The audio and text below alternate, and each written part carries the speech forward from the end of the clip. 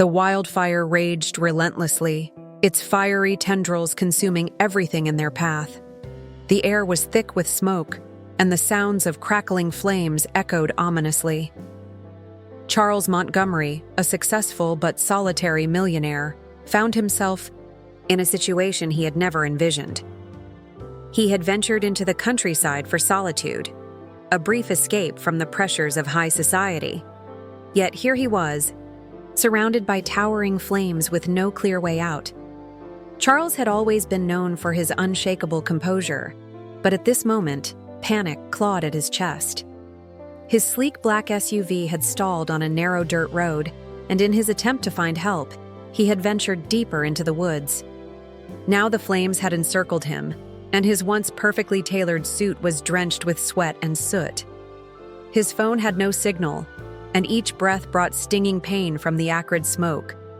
He stumbled over the uneven terrain, his vision blurred by both the dense air and his rising fear. Just as despair began to take hold, a sharp bark pierced through the chaos. Charles froze, his heart pounding. The sound came again, closer this time, accompanied by a rustling in the underbrush. Emerging from the smoky haze was a dog, a scruffy, golden-furred stray with piercing, intelligent eyes. The dog didn't hesitate. Barking urgently, it darted toward Charles, circling him and nipping at his sleeve as if trying to lead him. At first, Charles hesitated. What could a stray dog possibly do in such a dire situation? But the dog's persistence was undeniable. When it tugged at his sleeve again, something told Charles to follow. Guided by the dog, Charles stumbled through the smoky woods, the flames closing in on either side. The dog seemed to know exactly where to go, pausing only to check on Charles before continuing forward. After what felt like an eternity, the trees began to thin, and the forest floor gave way to an open clearing. As Charles emerged into the safety of the open air, gasping for breath, he turned to the dog, who stood beside him, panting but alert. This unassuming stray had done what no one else could: saved his life. Charles collapsed onto the cool grass of the clearing, his lungs burning with each ragged breath. The dog sat down beside him, its golden coat streaked with soot, but its bright eyes filled with an almost human-like intelligence. "Good boy," Charles muttered hoarsely, reaching out to pat the dog's head. The dog wagged its tail, a reassuring gesture in the midst of chaos. Surveying his surroundings, Charles noticed a shallow stream bordering the clearing, a natural barrier that had kept the fire at bay. But he knew he couldn't stay long. The fire could shift direction at any moment. The dog seemed to sense his thoughts. Standing, it barked once and trotted off a few paces before looking back, urging him to follow. "You've got to be kidding me," Charles muttered, pushing himself to his feet. His legs shook, and his once polished shoes were caked with mud, but he had no choice. "All right, lead the way." The dog led him with unwavering confidence, weaving through the thinning trees until the air grew clearer. The faint hum of engines reached Charles's ears, and relief surged as they emerged onto a dirt road. In the dim light, Charles spotted a fire truck parked at the edge of the woods, its lights flashing faintly. A group of firefighters stood nearby, scanning the area. "Hey! Over here!" Charles shouted, his voice cracking. The firefighters rushed toward him, their radios crackling with updates. "Sir, are you all right?" one asked, supporting him as he swayed on his feet. Charles gestured toward the dog, now sitting quietly nearby. "That dog, it saved me, led me out." The firefighter's eyebrows lifted. "That's incredible, you're lucky. Most wouldn't have made it out on foot." As they helped Charles into the truck, the dog lingered at the edge of the road, watching. Charles craned his neck, concern rising in his chest.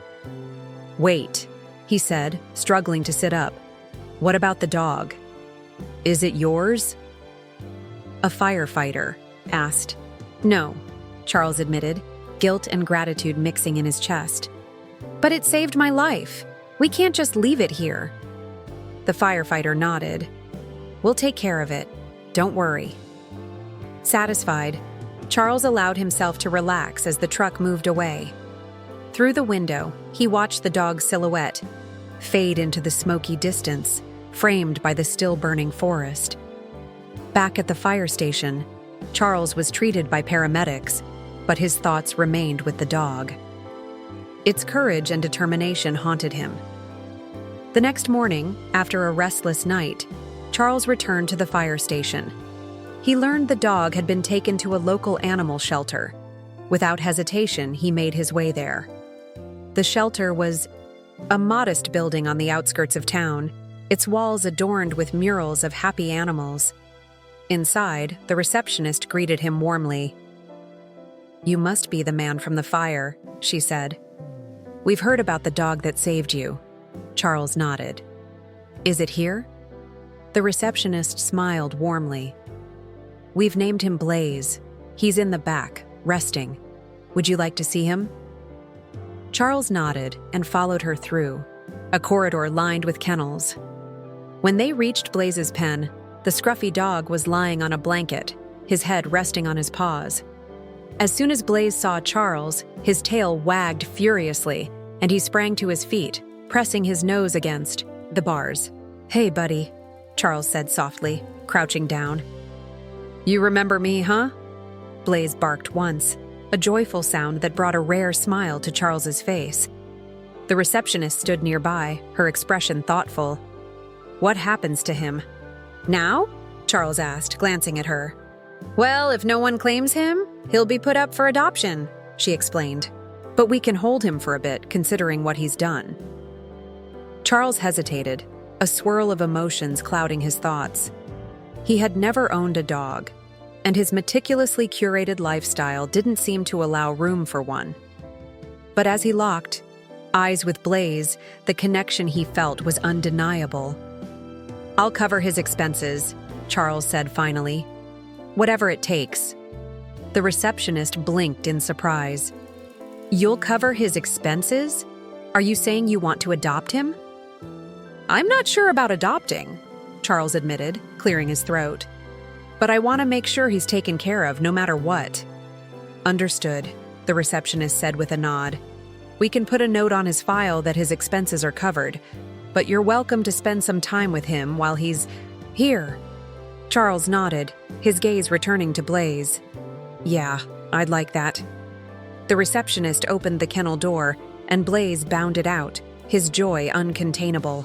He pressed himself against Charles's legs, wagging his tail so vigorously his whole body swayed. Charles found himself scratching Blaze behind the ears, a rare, genuine smile lifting the corners of his mouth. "You're a good boy, Blaze," he murmured. Over the next few days, Charles found himself returning to the shelter, always greeted by Blaze's unbridled enthusiasm. Each visit chipped away at the walls Charles had built around himself, leaving him to question the emptiness of his otherwise structured life. One day, the shelter manager approached him. "Mr. Whitman, we've noticed how much Blaze has bonded with you. Have you considered giving him a home permanently?" Charles hesitated. "I don't know if I can," he admitted. "My schedule is hectic, and I travel often. It wouldn't be fair to him." The manager smiled gently. "Blaze seems to think otherwise. Dogs have a way of fitting into our lives, even when we think they won't." That night, sitting in his sleek penthouse, Charles couldn't shake the conversation from his mind. The silence that once comforted him now felt oppressive. He thought of Blaze's loyalty, courage, and the joy he brought. A week later, Charles made his decision. Walking into the shelter, his resolve surprised even himself. "I'd like to adopt Blaze," he said. The receptionist beamed. "That's wonderful. Let me get the paperwork started." Blaze sat at Charles's side as he filled out the forms, his tail thumping against the floor. For the first time in years, Charles felt he was making a decision not for profit or prestige, but for something real. Adopting Blaze brought unexpected challenges: chewed shoes, toppled sculptures, and a liveliness that disrupted the sterile perfection of Charles's home. Yet, amidst the chaos, Charles found a joy he hadn't known he was missing. One morning, as Charles sipped his coffee, his doorman buzzed. "Mr. Whitman, there's a vehicle here for you." "A Rolls-Royce." Frowning, Charles replied, "Send it up." Minutes later, the elevator doors opened, revealing a sharply dressed man carrying a leather briefcase. "Mr. Whitman," the man said, extending a hand, "my name is Alan Jameson. I represent the foundation of the late Marcus Sterling." Charles blinked. Marcus Sterling, an enigmatic philanthropist renowned for his secretive but impactful charity work. "I'm here to deliver a message about your dog," Alan continued. "Blaze?" Charles asked, his brow furrowing. Alan nodded. Mr. Sterling had a particular fondness for animals and funded shelters anonymously. Blaze was part of a rescue initiative he supported. Mr. Sterling believed animals find the people who need them most. Alan handed Charles an envelope. Inside was a handwritten letter and official-looking documents. The letter read, "Dear Mr. Whitman, if you are reading this, Blaze has found you, fulfilling a part of his purpose. Animals teach us loyalty, compassion, and courage, qualities that often elude even the most accomplished among us. Blaze was part of a program I created to rescue dogs with extraordinary potential. To ensure his legacy, I have established a fund to support his care and empower you to make a greater impact. The accompanying documents outline the resources at your disposal. Use them wisely. Remember, life's greatest wealth is measured not in currency, but in the connections we forge and the lives we touch. Blaze has brought you to this moment for a reason. Trust in him and trust in yourself. Warm regards." Marcus Sterling. Charles looked down at Blaze, who sat patiently at his feet, wagging his tail as if to say, "See, I told you I was special." "The fund is valued at $5 million, Alan said. "It's intended to support animal welfare and reward those who demonstrate exceptional compassion." Charles was stunned. The letter reframed everything he thought about his chance encounter with Blaze. It wasn't chance at all. It was destiny. That evening, as Blaze lay beside him, Charles whispered, "You saved my life, and now you're changing it." Blaze thumped his tail in reply, as if to say, "That's the plan." Blaze wasn't just a source of safety, he was a beacon of purpose. Perhaps people like Charles could find that same purpose. That evening, Charles returned to the shelter with a renewed sense of determination. The staff welcomed him warmly, and Blaze, as always, bounded toward him with uncontainable joy.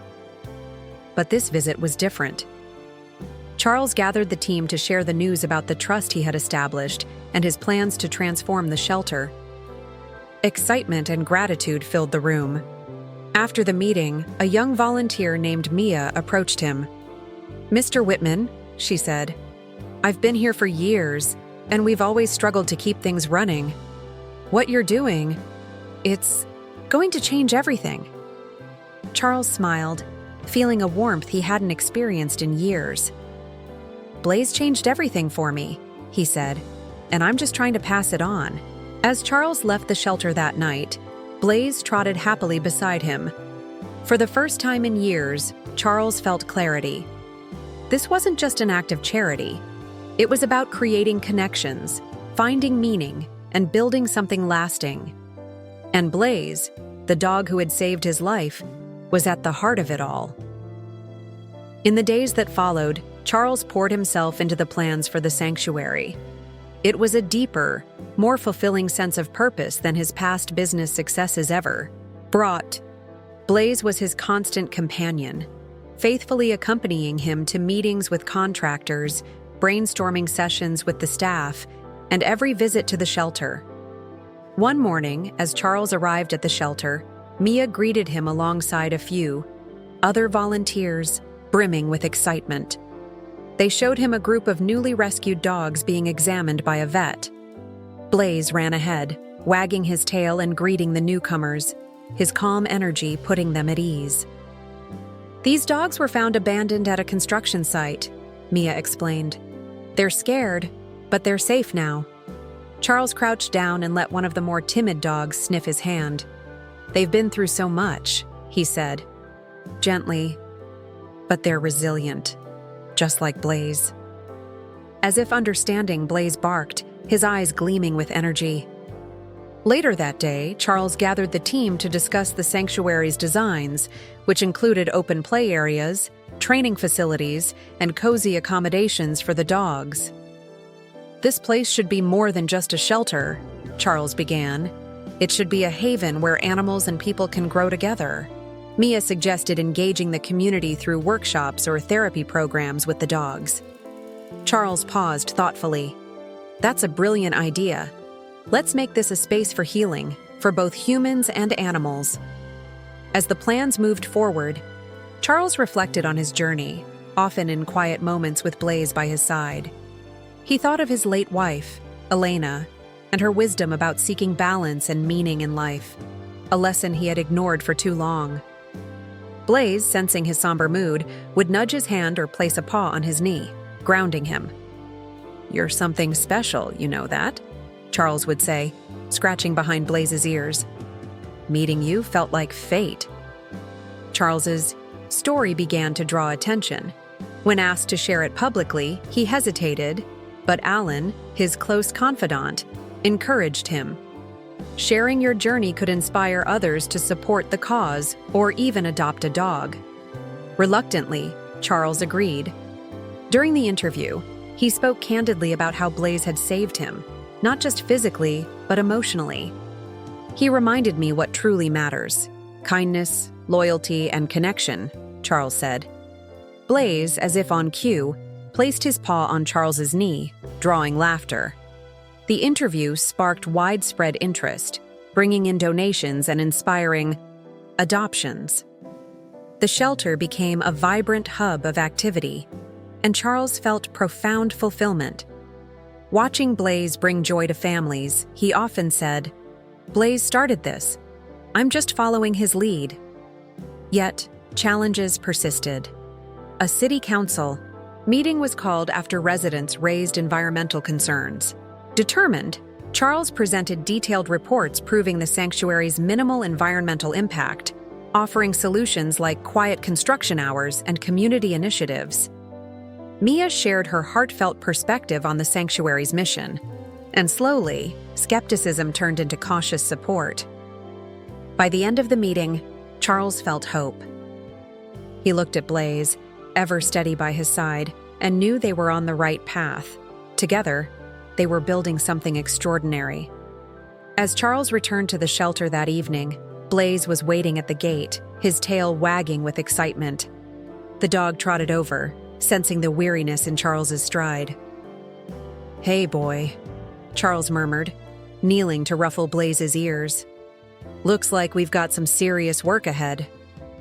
Mia approached, her face a mixture of fatigue and optimism. "You handled that well today," she said.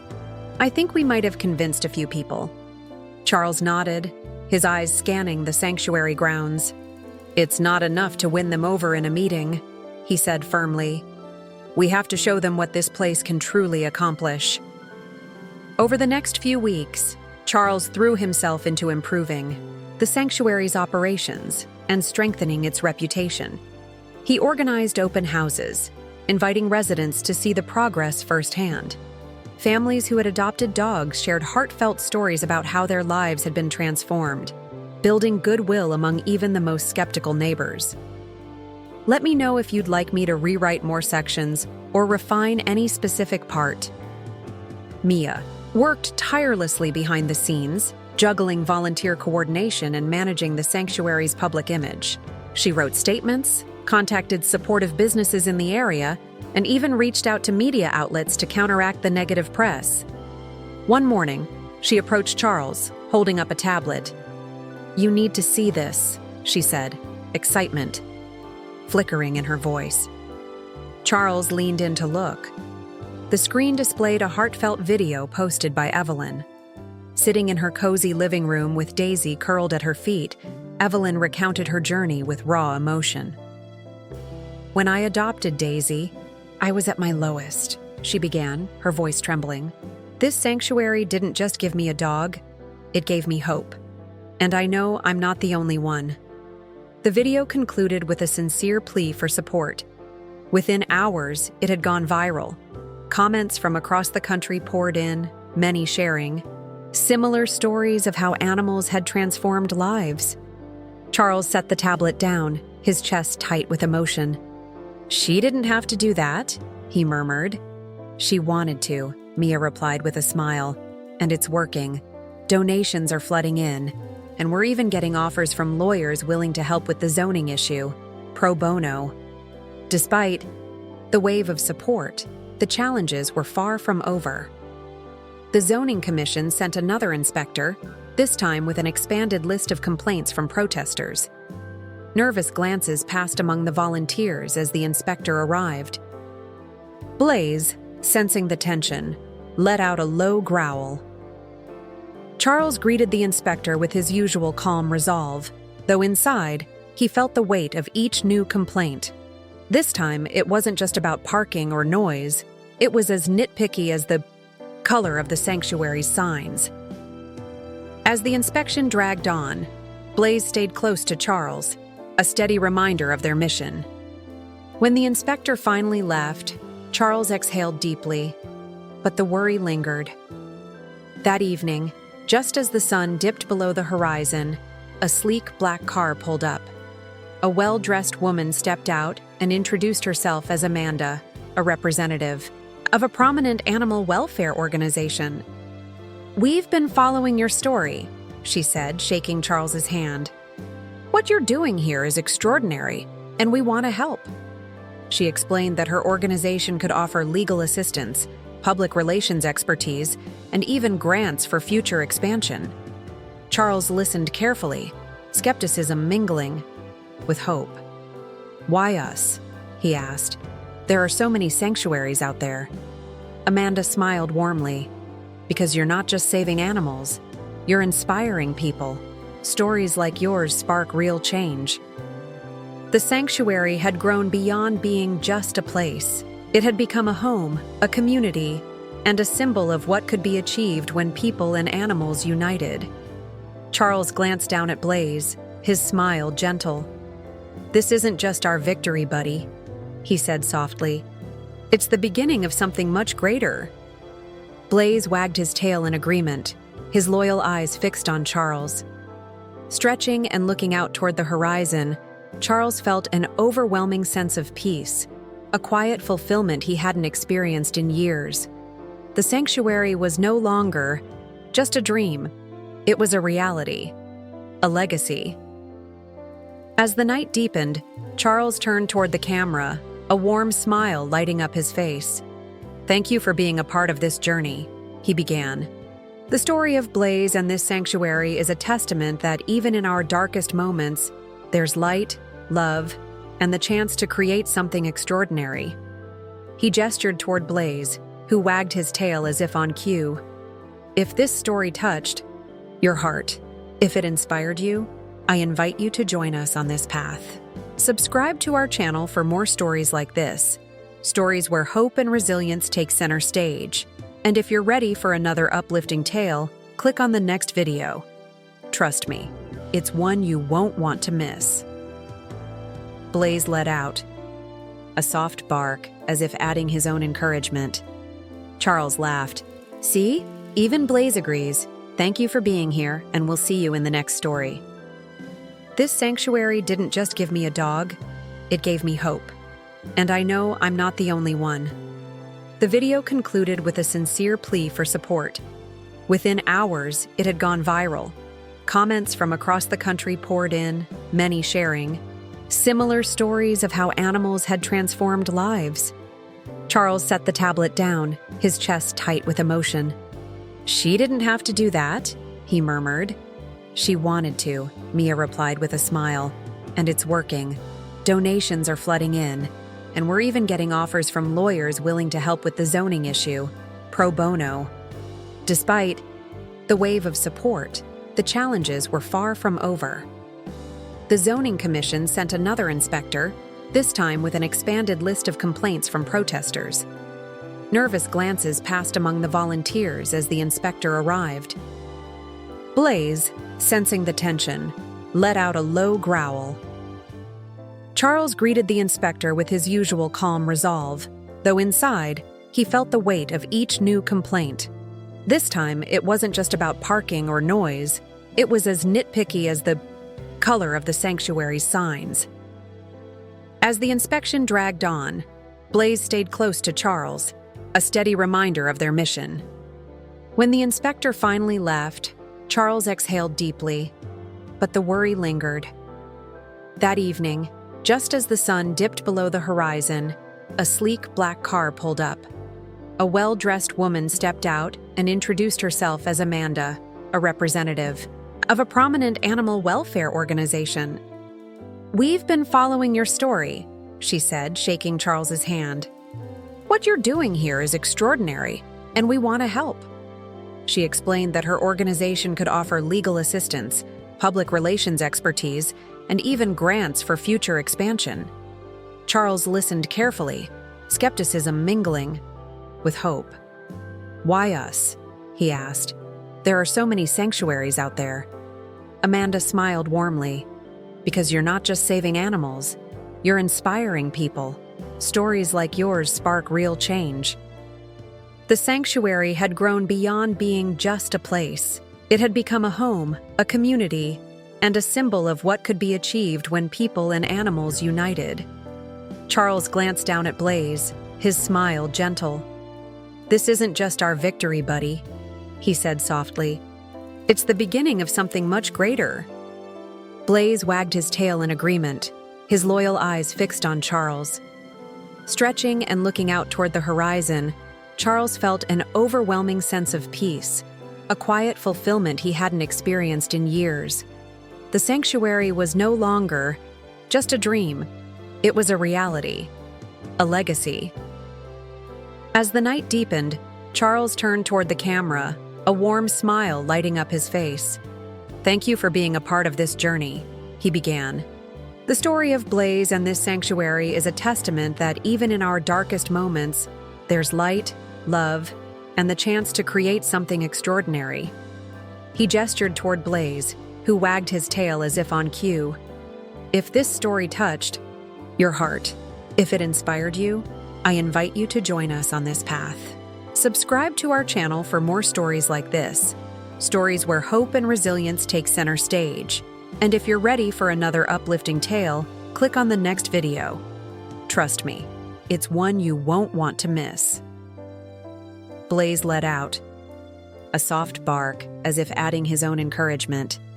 Charles laughed. "See? Even Blaze agrees. Thank you for being here, and we'll see you in the next story."